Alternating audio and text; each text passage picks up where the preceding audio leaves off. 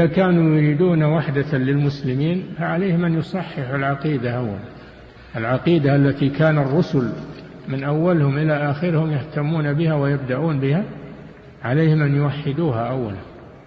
فإذا وحدوا العقيدة اتحدت الأمة إن كانوا جادين وصادقين. لكنهم يسخرون من اللي يتكلم بالعقيدة ويدعو إلى العقيدة، يسخرون منه، يقولون هذا يكفر الناس، هذا يريد أن يفرق المسلمين، يريد أن كذا، إلى آخر ما يقولون. فنقول لهم يلا اجمعوا المسلمين على ما تقولون، لن تستطيعوا أبدا، لن تستطيعوا أبدا. أما لو توحدت العقيدة لاجتمعوا بسهولة. هو الذي أيدك بنصره وبالمؤمنين وألف بين قلوبهم.